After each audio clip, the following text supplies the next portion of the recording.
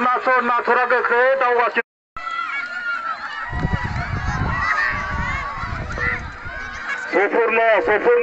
सफुरनि उनाव गणेश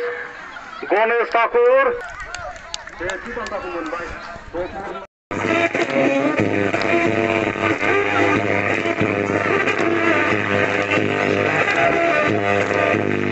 गिबि आं नैबे बाथ्राखौ फोरमायनानै लानो लुबैदों। दिनैनि रंजालि बैसागु फोरबो फालिनाय नैबे जायगाया आंनिनो जोनोम गामि आरो बे गामिखौ बानुगाव होननानै जों बयबो मिथियो। आङो बे गामियावनो जोनोम मोननायनि उनाव देरजासिम बेवहायनो बे गामिनि आइ आफा रायजो राजाफोरजों गोरोबनानै अरायबो सोलिबोदों। गासैबो बे गामिनि जोंनिनो गामि जौगाथायनि थाखाय बा गामिनि मोजांनि थाखाय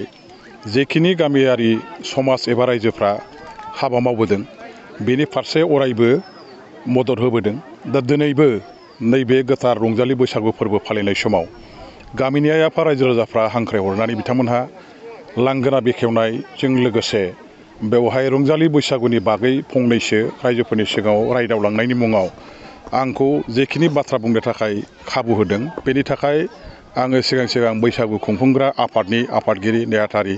गामिनि गावबुरा गामिनि जोंनि लाइब्रेरि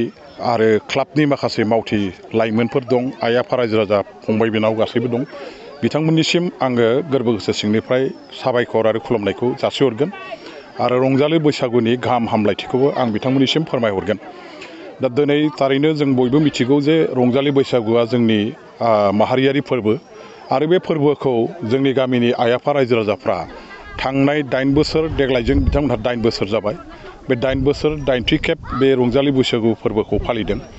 फालिनायनि गाहाय थांखिया जाबाय गामियाव खौसेथि, अनलायनाय, गोजोन आरो गोरोबलायनानै जाहाथे जोङो जै मैयै रायजो जानो हायो। बेनि मोनसे जोंनो बोसोराव खनसे जोंहा मोनसे मन्चनि दरखार दङ आरो बे रंजालि बैसागु फोरबोखौनो जों खाबु लानानै दिनै बेयाव जोंनि आइ आफा रायजो राजाफ्रा खौसेयै थुबुर जानानै जोंनि फोरबोखौ फालिनायजों लोगोसे जोंनि गेजेराव गावजों गाव अनलायनाय, गोरोबलायनाय, खौसेथिखौ गोख्रोङै देखायनायनि मोनसे आरो हमथानायनि मोनसे हाबाफारि हिसाबै लादों। आरो बेनि गेजेरजोंनो दिनै बेयाव हारिमुवारि बादायलायनाय लोगोसे जोंनि उन्दै जे फरायसुलि फरायसुला उन्दैफोर दङ, गथ'साफोर दं, बिसोरखौ गेलेनाय आयदा, थुनलाइ आयदायावबो बादायलायनाय जे खाबुखौ होदों बे थारैनो मोनसे बाख्नायथाव हाबाफारि जादों। आरो बेनि गेजेरजों जोंनि गेजेराव मोनसे गोब्राब जुजिलायनाया फैगोन। जोंनि थुनलाइयारि बिथिङाव जोंनि फरायसा गथ'फ्रा इयुनाव साफा राफोद बेबायदि थुनलाइ सिबियारि, थुनलाइगिरि, खन्थाइगिरि जाहैनायनि बा बेबायदि माखासे गेलेनाय आयदायाव जायफ्रा दिनैहाय बाहागो लानानै देरहासार जानो हागोन, गावनि मोनसे आत्मबिसासखौ डेभेलप खालामनानै लानानै उननि बेलायाव जों सोलोंथाइजों लोगोसे गेलेनाय आयदा एबा बिथिङावबो जौगाखांनानै साफा मुंदांखा गेलेगिरि जाहैनायनि हयथ' मोनसे लामाखौ बिथांमोनहा नुहुरगोन बा मोनगोन। बेनि खाबुखौ दिनै रंजालि बैसागुनि फोरबोनि गेजेरजों जे जोंनि खुंफुंग्रा आफादा होदों बे मोनसे बाख्नायजाथाव हाबाफारि। आरो लोगोसे दिनै बेवहाय हारिमुवारि माखासे बादायलायनाय जेराव खननाय, मोसानाय, दामनाय देनायनि बादायलायनाय जागोन। बेनि गेजेरजों जों हारिमुखौ जौगाखांहोनायनि बेलायाव बे गामिनि आइ आफा रायजो राजाफ्राबो मोनसे अबदान हिसाबै जाहाथे थायो। जोंनि माहारियारि फोरबो फालिनायनि गेजेरजों हारिमुवारि बादायलायनायनि गेजेरजोंनो रोंगौथिखौ जोङो बाव दिन्थिफुंनानै बयनिबो गोसोखौ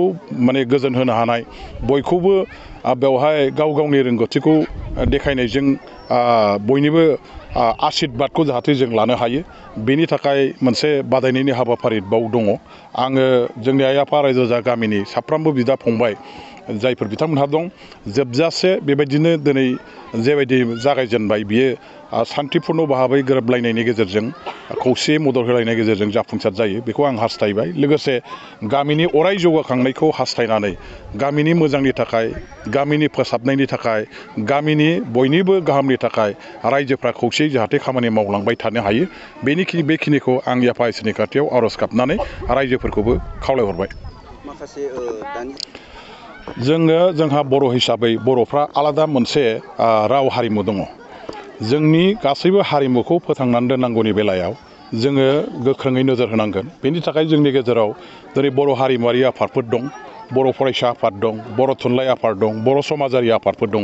बिथांमोनहा नोजोर होनांगोन जे जोंनि हारिमुआव जाहाथे गुबुन हारिफोरनि हारिमुवा हाबसननानै जोंनि हारिमुखौ जाहाथे फोजोबस्रांनो बेबायदि मोनसे बेबायदि थासारिया जाहाथे फैया गावनि हारिमुखौ फोथांनांगौ फोजौनांगौ फुवारनांगौ फेहेरनांगौनि थाखायनो जोङो जेब्लाबो बर'नि गासैबो आफादफ्रा खामानि मावबोदों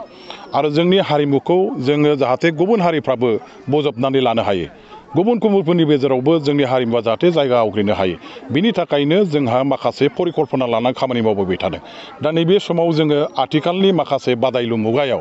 दानि मडार्न जे जुग बेवहाय जोंनि माखासे लाइमोनफ्रा नंगौ जे गुबुन गुबुन हारिनि गुबुन गुबुन माखासे साबजाथावै नायथावै माखासे जे मोसानाय बा गाननाय जोमनाय बेफोर दिनै जों मिथिस्लाबलायै जोंनि गेजेराव माखासे जायगा आवग्रिनो बा हाबसनफैनायखौ जों नुनो मोन्दों बेबायदि माखासे फोजोबस्रांलु बा जोंनि हारिमुनि खहा गोनां बेबायदि आयदाफ्रा जोंनि हारिमुआव जाहाथे हाबफैनो हाया बेखौ होबथानायनि राहाखौ जों लानांगोन दा हारिमु फोसाबनायनि थाखाय जोंहा जिहेथु आफादफोर दं बिथांमोनहा बे फारसेखौ जाहाथे नोजोर होयो बे फारसे जाहाथे एक्टिभलि माखासे थांखि हाबाफारि लायो बेखौ आं खावलायहरगोन रायजो राजा बा बिदा फंबाय गोबां बे गामिनि बुद्धिजिबि इन्टेलेक्सुयेलफ्रा दिनै आंखौ बैसागु फोरबोआव अपेनिं सेरेमनियाव हांख्रायहरदों आरो बेजों लोगोसे जोंहा वेस्ट क'क्राझारनि एमएलए सार रबिराम नार्जारिबो लोब्बायाव दंफायो दा आं गावखौनो गाव जोबोद गोजोननाय आरो खुसि मोनदों जाहाथे बिथांमोननि रंजानायाव आंखौबो सामिल लाफादों आरो बे सामिल लानायजों लोगोसे आङो बे गामिनि बयबो साफ्रोमबो बिदा फंबाय बिब' बिनानाव जेसेबां सोमोन्दो गोनां दं बयखौबो आङो जाहाथे दिनैनिफ्राय जागायजेननाय बैसागु फोरबोआ बिथांमोननि गेजेराव सुख सान्ति भाबै साननै हाबाफारिखौ मोजां खालामलांनो हायो बे बाथ्रायाथ' जोबोद इम्पर्टेन्ट कुइसन मानो होनोब्ला जोंहा मोनसे जाथि हारिमुआरि जोंहा मोनसे कालचारेल जाथिखा जिहेथु जोंनाव गोबां रिच कालचार दङ जों जुदि बर' हारि जानानै जुदि साफ्रोमबो गाव गावनि कालचार गाव गावनि हारिमुआरिफोरखौ जुदि फोजोबलाङोबा जोबोद जोंनि थाखाय खहा बा मोनसे खथि जागोन बादि आं सानो गतिके आं साफ्रोमबो रायजो राजाखौ बर' जाथि जानानै मोनसे खावलायो जाहाथे गाव गावनि आब्रुथि गोनां हारिमुआरि